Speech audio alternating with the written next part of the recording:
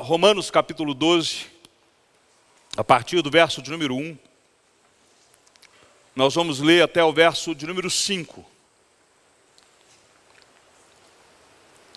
Diz assim: Rogo-vos, pois, irmãos, pelas misericórdias de Deus, que apresenteis o vosso corpo por sacrifício vivo, santo e agradável a Deus, que é o vosso culto racional.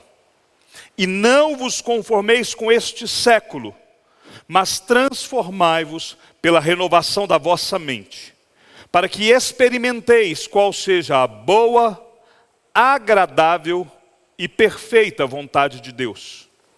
Porque pela graça que me foi dada, digo a cada um dentre vós, que não pense de si mesmo além do que convém. Antes, pense com moderação, segundo a medida da fé, que Deus repartiu a cada um.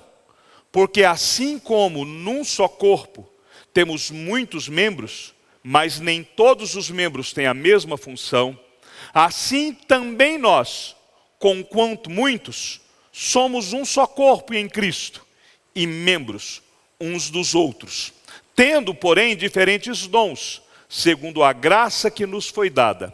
Se profecia, seja segundo a proporção da fé. Se ministério, dediquemo-nos ao ministério. Ou o que ensina, esmere-se no fazê-lo. Ou o que exorta, faça-o com dedicação. O que contribui, com liberalidade. O que preside, com diligência. Quem exerce misericórdia, com alegria.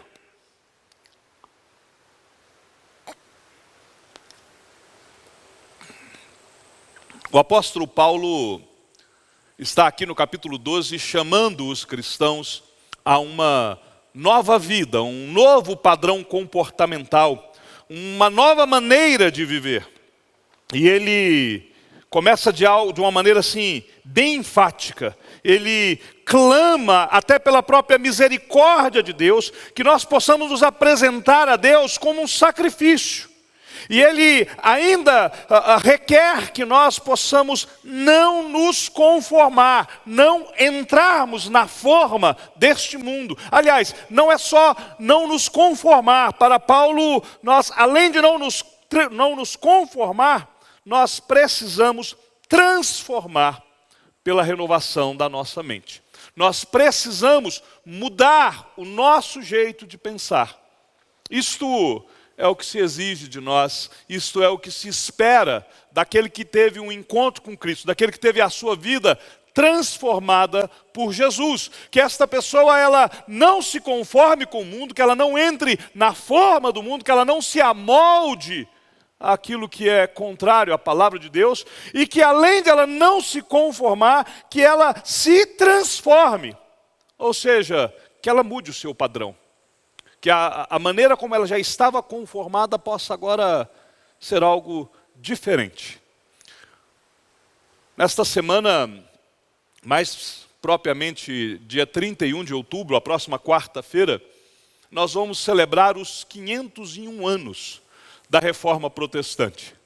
E a Reforma, ela foi um movimento. Eu gosto sempre de pensar assim, a Reforma não é um monumento para nós olharmos somente para o passado. A Reforma, ela é um movimento que teve início há 501 anos atrás, para poder fazer com que todos aqueles que têm um encontro com Cristo pudessem não mais se conformar com o mundo e se transformar pela renovação da nossa mente.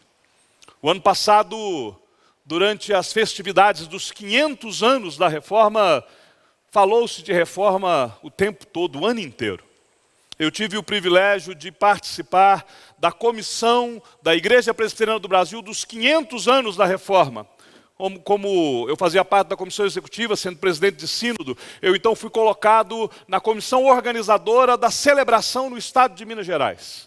E foi um culto muito bonito, foi um movimento muito bonito. No Rio de Janeiro se parou as igrejas, foram muitas e muitas pessoas para poder celebrar os 500 anos da Reforma. um ano depois. E esse ano, nós praticamente não ouvimos mais falar de reforma. Esse ano, parece que nós estávamos tão envolvidos no ano passado que gastamos tudo que tínhamos que gastar. Era reportagem, até a própria mídia, as redes de televisão, todos falando sobre a reforma. Mas, meus queridos, a reforma ainda está aí. Nós precisamos entender que quando Martinho Lutero trouxe este movimento para a igreja, na realidade era para que a igreja continuasse neste movimento. Quando, alguns anos depois da reforma, se foi reunido o Sínodo de Dort, né?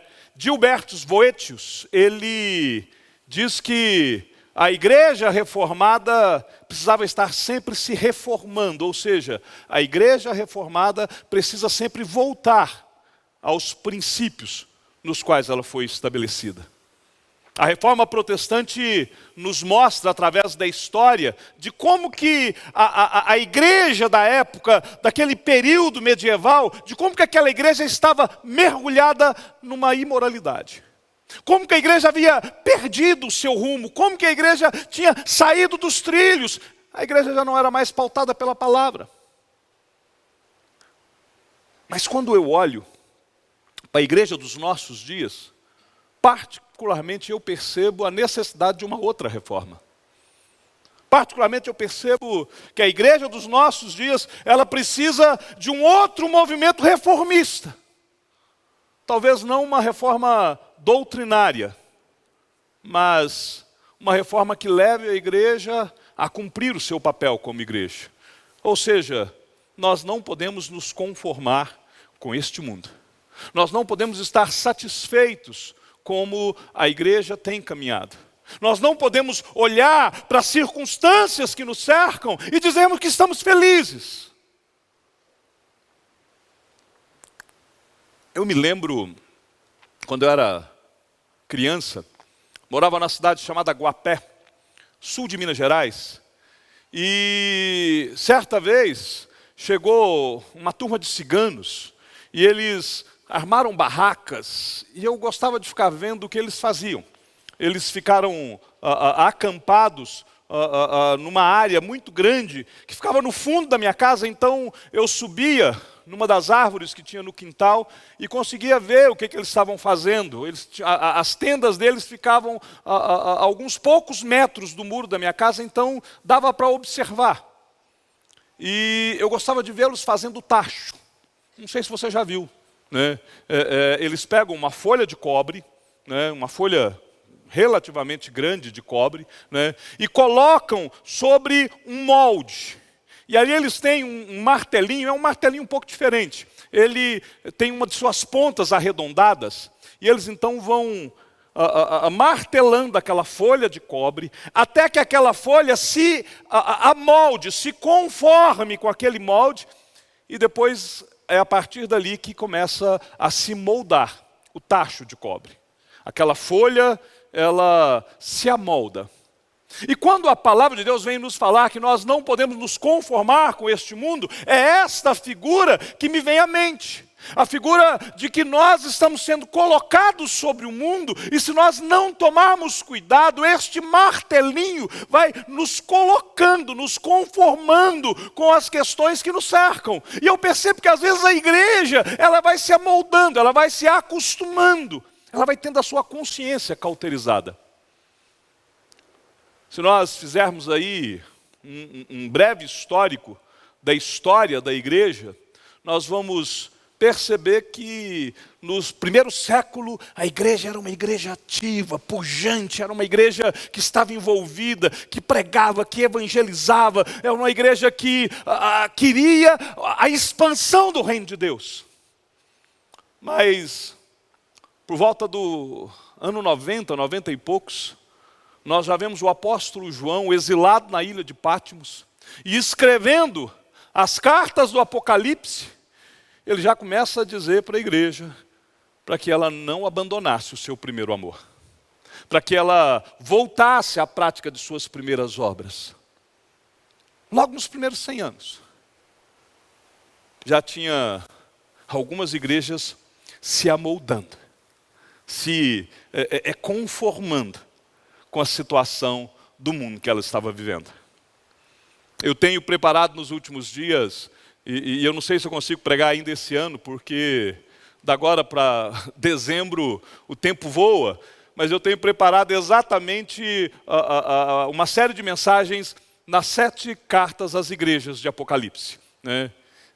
E eu queria fazer uma série, eu não sei se eu consigo encaixá-las, porque a gente vai ter Natal, tem algumas festividades, e eu precisaria de 7 domingos consecutivos, mas talvez no início do ano que vem a gente possa, aí eu já vou ter terminado tudo isso, a gente possa olhar como que Cristo vai olhando para estas igrejas, e na medida que Ele olha para essas igrejas, Ele vai alertando.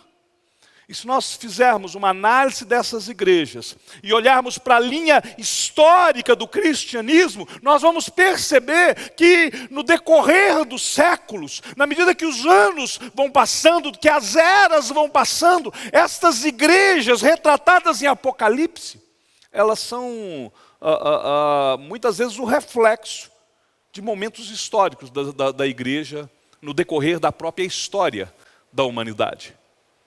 Depois dessa igreja pujante, ativa, quando o cristianismo começa e prega, começa-se um novo tempo. Depois do ano 100 a igreja começa a ser perseguida, já no ano 70, mas do ano 100 até o ano 300, antes da conversão de Constantino, a igreja começa a ser perseguida, o Estado persegue a igreja, mata os cristãos, leva os cristãos a serem devorados por bestas feras, e essa igreja ainda se mantém firme.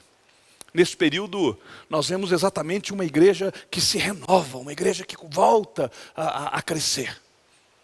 Após a conversão de Constantino, a igreja, mais uma vez, ela passa agora a estar unida com o Estado, e agora de igreja perseguida, a igreja se torna perseguidora.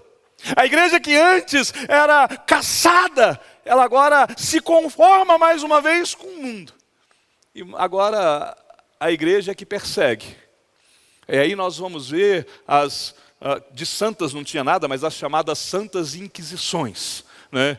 E aí isso vai fazer desta igreja até desembocar em 1517, no período medieval, quando Deus levanta um homem, Martinho Lutero, né? Que durante muitos anos esse homem buscava ter um encontro com Deus, ele queria ter a sua vida transformada, era um homem atribulado de espírito. E ele fazia penitências, ele tinha medo da condenação do inferno, e ele não conseguia ter uma paz dentro do seu coração, e isso deixava atribulado. Mas quando Lutero está ali estudando a palavra, quando Lutero está se dedicando ao estudo das Santas Escrituras, e ele se depara no livro de Romanos, no verso 17, no capítulo número 1, que fala que o justo viverá pela fé.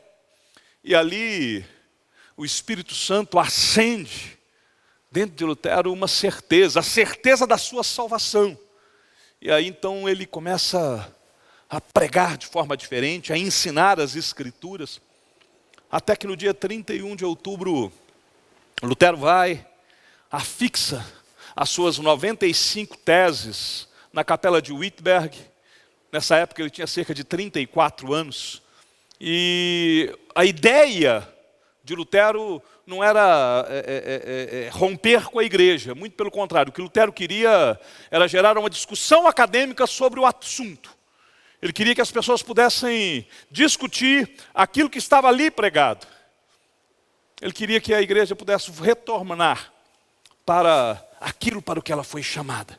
Uma igreja que não se conformava com o século, uma igreja que queria se transformar, que devia se renovar por sua mente. E aí de lá para cá, nós vamos continuar acompanhando a evolução da história da igreja, até desembocarmos nos 500 anos da reforma do ano passado, aonde se falou muito, aonde se celebrou muito. Mas hoje, nós precisamos pensar que agora são outros 500. Agora, Nós estamos numa nova caminhada, e nessa nova caminhada, nós somos chamados a olharmos novamente para as Sagradas Escrituras e entendermos a natureza de sermos igreja reformada nos nossos dias. Qual é o nosso chamado? Será que nós não estamos correndo o mesmo risco que tanto a igreja do primeiro século, quanto a igreja da era medieval, ou quanto a história da igreja nos mostra? A igreja, em outros momentos da própria história, ela se amoldou às paixões condenadas pelo Senhor. A reforma hoje, ela tem essa natureza. Naquele tempo, no tempo de Lutero, a natureza da reforma era que havia tanto desvio, havia tanta distância do ensino da palavra de Deus, que era preciso haver uma reforma doutrinária, uma reforma prática. Nós temos uma boa doutrina. Nós estamos firmados, sustentados numa boa teologia. Então, a reforma que nós falamos hoje da igreja já não é mais essa reforma doutrinária. Muito pelo contrário. Uma vez reformado, sempre reformando, sempre voltando a estes princípios. Nós precisamos sempre voltarmos para aquilo que é a nossa base, o nosso sustento, a nossa declaração doutrinária de fé. Nós só precisamos voltar para isso. Mas a natureza da reforma de hoje é uma natureza de preservação. De preservarmos aquilo que nos foi confiado. O apóstolo Paulo, escrevendo a Timóteo, no capítulo 6, no verso 20, ele diz assim: guarda o que te foi confiado, evitando os falatórios inúteis e profanos, e as contradições do saber, como falsamente lhe chamam. Nós temos que resgatar e guardar aquilo que nos foi confiado. O apóstolo Paulo, aliás, não é Paulo, o autor da carta dos Hebreus, e eu sempre digo que é Paulo, porque eu particularmente creio que seja Paulo, ele diz que nós precisamos guardar firmemente a confissão da nossa esperança, sem vacilar, pois quem fez a promessa é fiel. Nós sabemos que o Senhor é poderoso para guardar o nosso depósito. Nós sabemos que o Senhor há de nos sustentar. A natureza da reforma dos nossos dias, ela tão somente nos chama a guardar o que nos foi confiado, a guardar a nossa confissão da esperança, a continuarmos guardando o ensino puro do Evangelho, a aplicarmos, como diz o sábio Salomão no livro de Provérbios, a aplicarmos o nosso coração ao ensino, e aquilo que temos ouvido da palavra de conhecimento, aguardarmos a esperança que não se vê, aguardar o amor que é de fato e de verdade, é guardar esses princípios que já foram cunhados na época da reforma. Somente as Escrituras, somente a graça, somente a fé, somente Cristo, somente Deus, toda a glória. Essa é a nossa base. A reforma dos nossos dias não precisa de recriar um conjunto doutrinário. Mas a reforma dos nossos dias nos chama a não nos conformarmos com este mundo. A não cometermos o erro que a igreja do terceiro século cometeu, de passar de igreja perseguida para igreja perseguidora. Qualquer pessoa que olhar com sinceridade de alma e reconhecer a sua real situação diante de Deus, ele vai saber que ele é pecador. E ele vai saber que ele precisa de estar em comunhão com Deus. O apóstolo Paulo, ele sente essa necessidade. Paulo chega a confessar, dizendo: desventurado homem que eu sou, quem me livrará do corpo desta morte? Paulo, ele sabia qual era a sua natureza, e ele sentia esta necessidade desta reforma, de estar livre da lei do pecado, de poder lutar contra a sua própria carne, contra o seu próprio corpo. A natureza da reforma dos nossos dias nos chama a resgatarmos esta vida de santidade, porque ela tem sido perdida.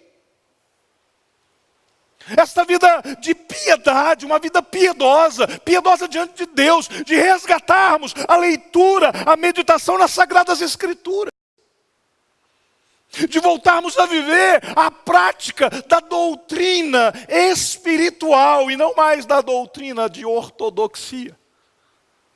Vida de oração, vida de leitura da palavra, prática de jejuns, envolvimento com o evangelismo, meditação. Nós temos deixado essas coisas de lado. A tendência natural da criação é degenerar-se. A tendência nossa é essa. Se nós não vigiarmos, nós daqui a pouco estamos voltando à prática das velhas obras. É por isso que a Bíblia nos ensina: aquele que pensa estar de pé, cuide para que não caia. É por isso que a Bíblia te manda fugir da aparência do mal. A reforma dos nossos dias, ela exige que nós possamos apresentar o nosso próprio corpo, a nossa vida, como sacrifício. Por que sacrifício? Porque dói. Matar a própria carne dói. Negar-se a si mesmo dói. Não é algo tão simples. É algo doído. É algo que precisa ser trabalhado, conquistado. O Senhor Jesus, no Evangelho segundo João, ele diz, falando a respeito de João Batista, ele fala que desde os dias de João Batista, o reino de Deus é tomado por esforço, e os que se esforçam apoderam-se dele. E aqui, neste versículo, ele não está negando a soberania divina. Ele não está negando a doutrina da eleição. Ele simplesmente está alertando que aqueles que são salvos, eles precisam esforçar-se no sentido de tomar a sua cruz, de negar a si mesmo, de se apresentar como sacrifício. E é um sacrifício vivo. É um sacrifício santo. E é um sacrifício que é agradável a Deus. É a apresentação do nosso culto. Um culto que não visa a agradar ninguém a não ser o próprio Senhor do culto. Se nós não segurarmos as inclinações da nossa carne, nós vamos andar na prática do pecado. Nós vamos caminhar para o mal. Nós temos que tomar muito cuidado, porque a palavra de Deus nos ensina, o nosso coração é inclinado para aquilo que é mal. A Bíblia diz que o mundo jaz no maligno, o mundo descansa naquilo que é mal.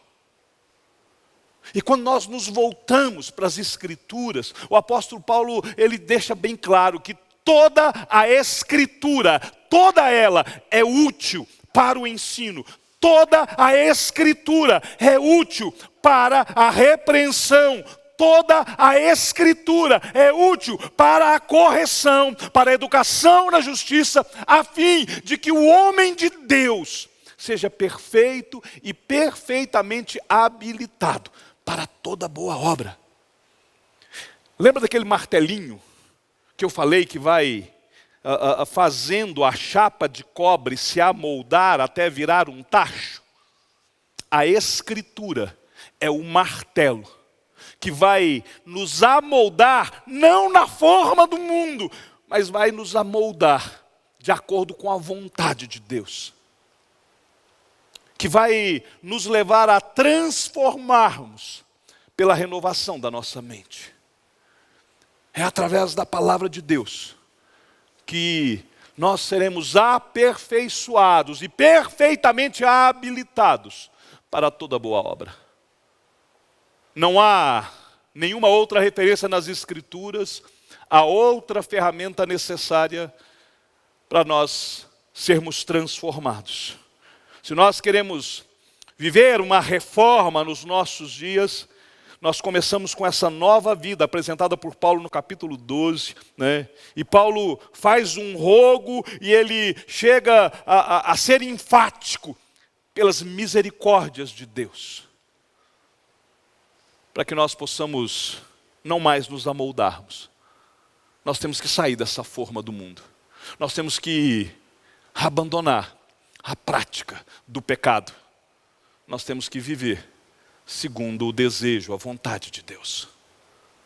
Quando Paulo está escrevendo a Timóteo, ele chega a orientar Timóteo para que ele não estivesse entrando em debates tolos, que ele não pudesse seguir as paixões da mocidade, que Timóteo não deveria se conformar com a mentalidade reinante dos seus dias.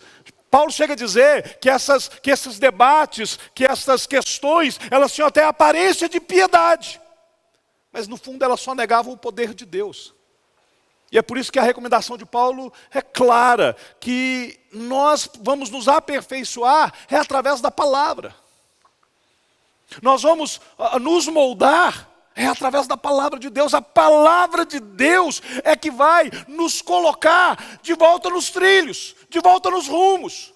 A igreja reformada que está sempre se reformando é a igreja que reconhece a necessidade de voltar sempre para a palavra.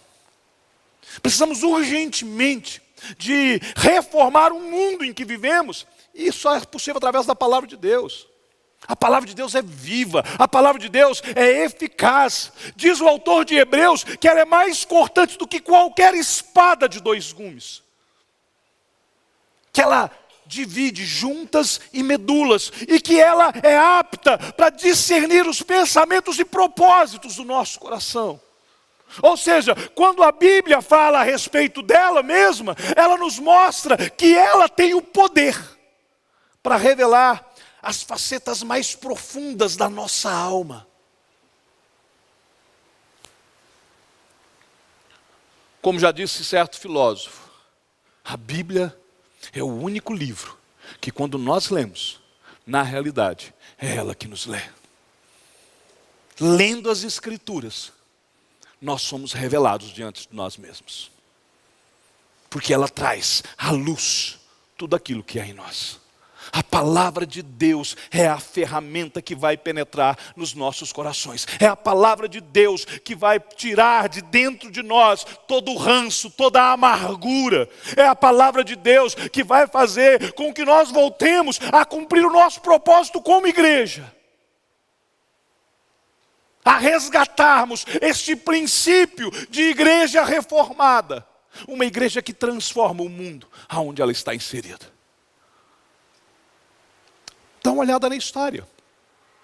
Olhe o que era o mundo antes da reforma e o que se tornou o mundo depois da reforma. Olhe como era a Europa antes da reforma e o que se tornou a Europa antes da reforma. Ela transforma a sociedade. Ela mudou a maneira das pessoas viverem. E mudou para melhor. O problema é que, com o passar dos anos, esta mesma igreja que transformou o mundo foi se amoldando novamente ao mundo. Foi se degenerando. E hoje precisa resgatar alguns princípios. Esta reforma precisa ser uma reforma espiritual.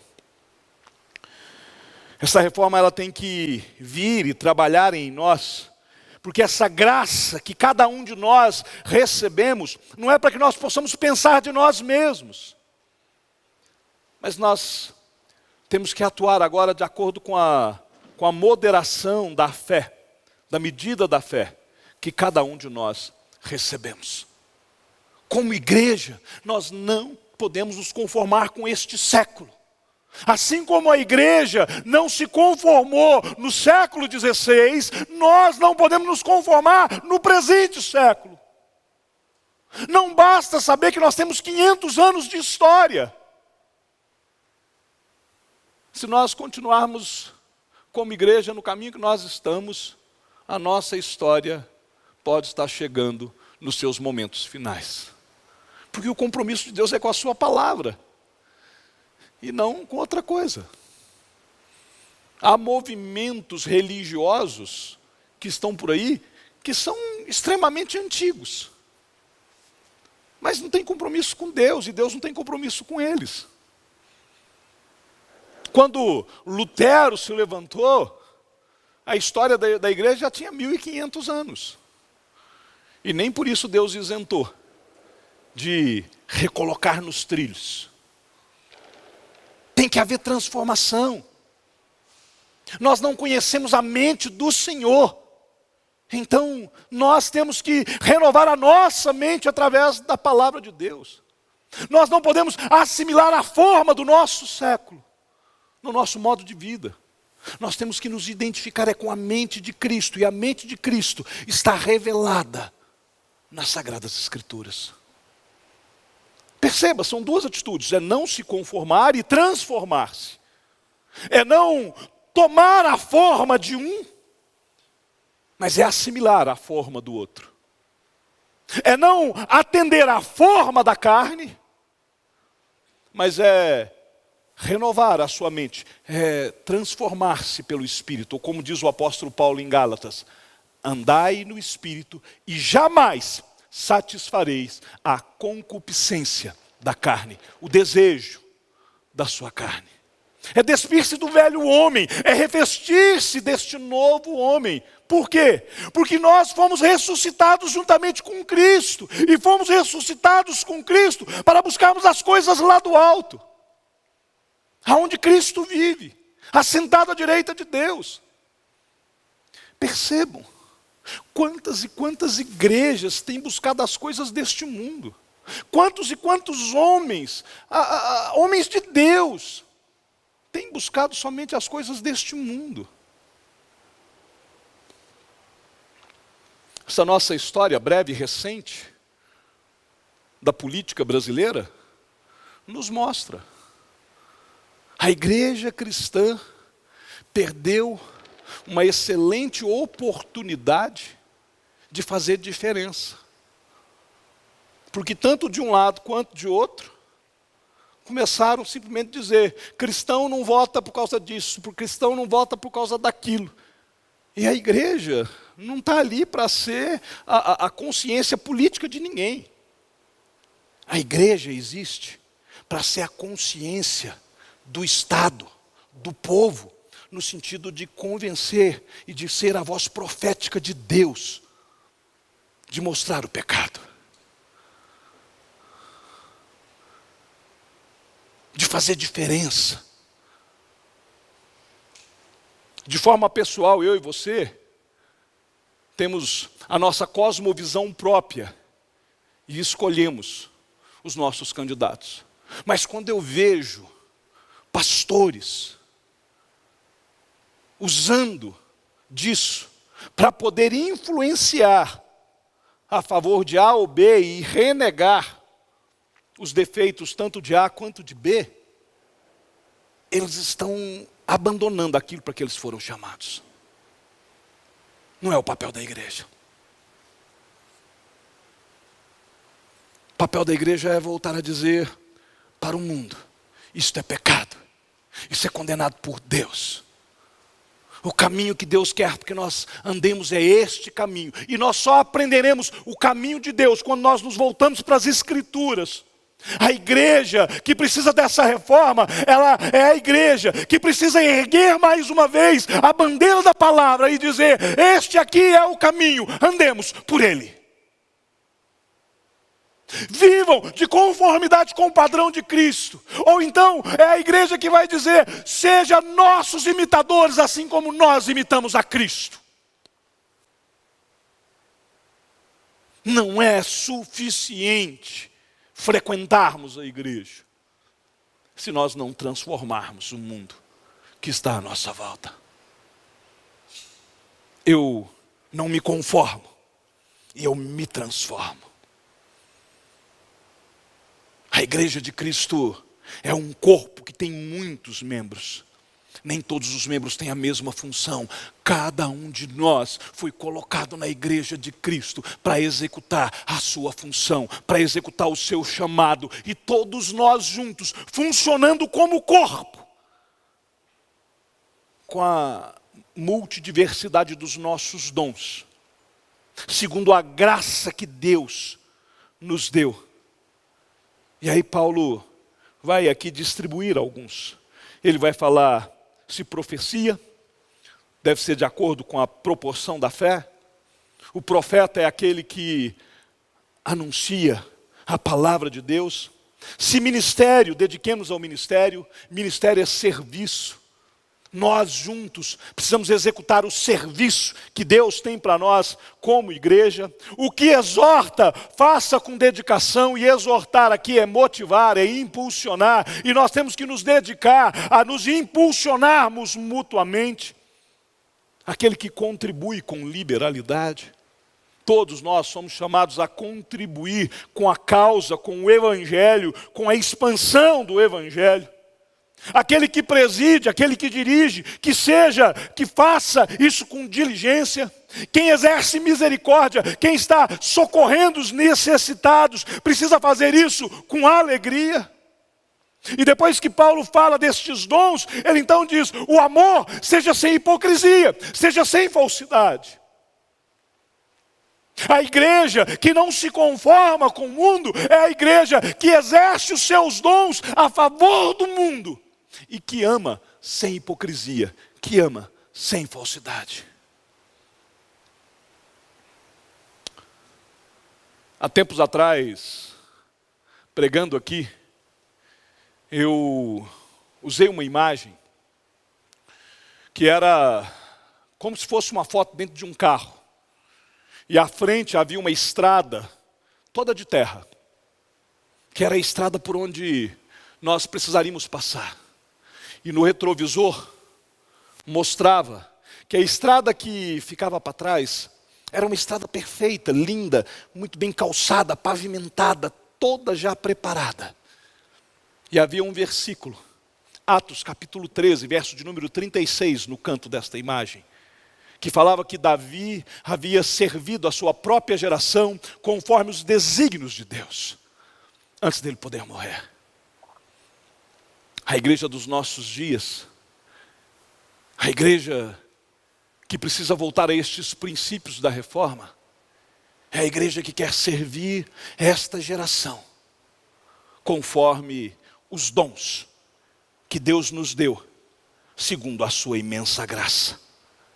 Porque agora, nós que recebemos estes dons, nós que pela graça, a cada um de nós foi dado estes dons, para que nós possamos exercitá-los e transformarmos essa sociedade. E transformarmos o mundo no qual nós estamos vivendo. Nós chegamos até aqui porque homens e mulheres de Deus nos trouxeram até aqui com a pregação firme do Evangelho. E se nós queremos a continuidade da igreja, então nós temos que nos voltar para estes princípios cristãos que nos trouxeram até aqui. A igreja reformada do século XVI, que mais uma vez foi se amoldando à sua cultura, ao mundo de sua época, hoje ela precisa de novo ser evangelizada. A Europa se tornou um berço de liberalismo, aonde reverendo Augusto Nicodemos conta que ele, quando estava fazendo não sei se é doutorado, uma de suas graduações, ele tinha como um dos professores um teólogo, um pastor, que era ateu,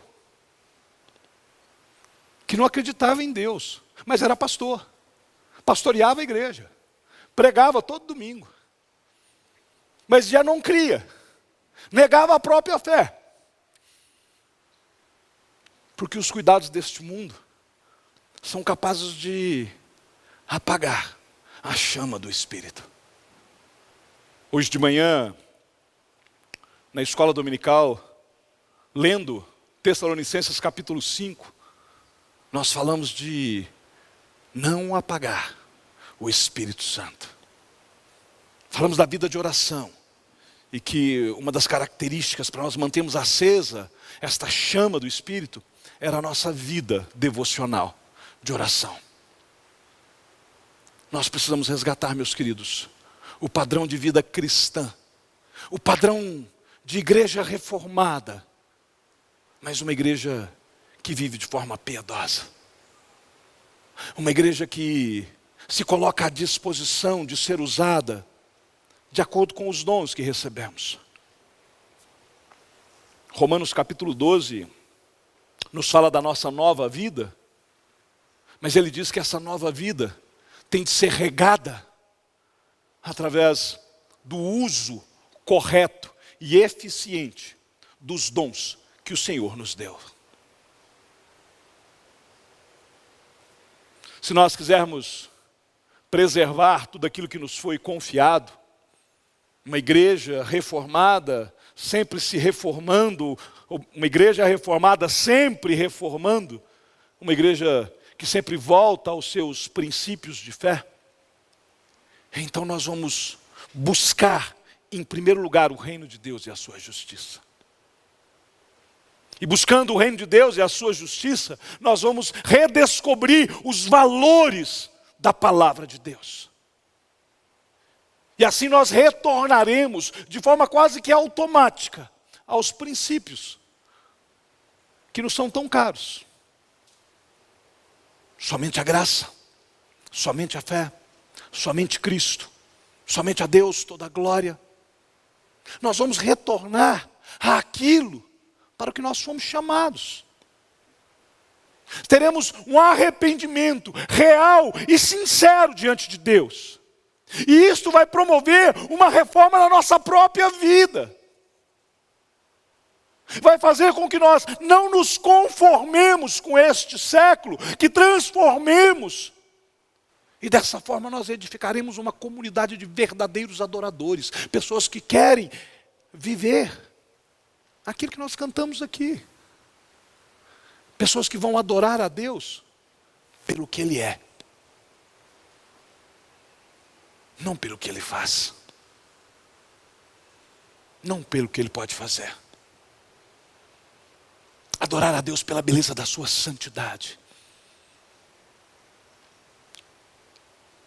Falar dos 501 anos da reforma é um desafio, para que nós possamos transformar a nossa realidade, para que nós possamos fazer a diferença na nossa sociedade. Afinal de contas, é o Evangelho que transforma pecadores e pecadoras em homens e mulheres santificados diante de Deus.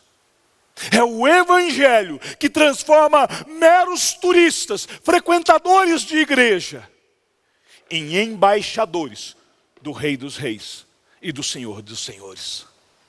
É o Evangelho que vai fazer com que nós sejamos habilitados como discípulos de Cristo. E é o Evangelho que fará com que nós sejamos luzeiros deste mundo.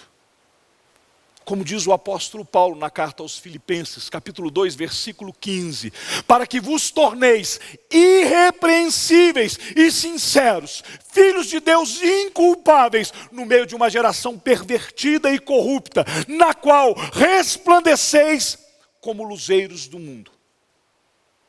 Para que nós, como igreja de Cristo, possamos exercer uma influência eficaz, tanto na preservação, quanto na transformação da sociedade. E como? Resplandecendo a glória de Deus em nós. Então, meus queridos, que nós possamos viver de tal maneira,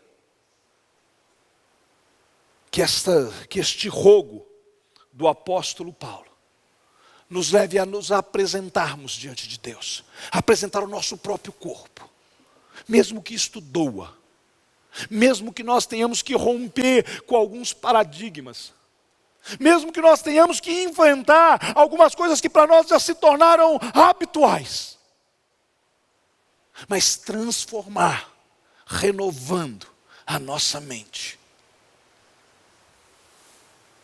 mudar a nossa forma de pensar, mudar a nossa forma de agir e exercermos e usarmos tudo aquilo que Deus tem nos dado. E assim, nós então nos tornaremos irrepreensíveis e sinceros no meio desta geração corrupta. E vamos exercer uma influência de tal maneira que, assim como a reforma do século XVI transformou a sociedade daquela época, nós possamos transformar a sociedade da nossa época, vivendo para a glória de Deus. Que estes 501 anos da reforma nos levem a resgatar os princípios da reforma proposta por Lutero e trazida até nós. E que vivamos para a glória de Deus. Porque dele, por ele e para ele são todas as coisas. Portanto, a ele, pois a glória eternamente. Amém.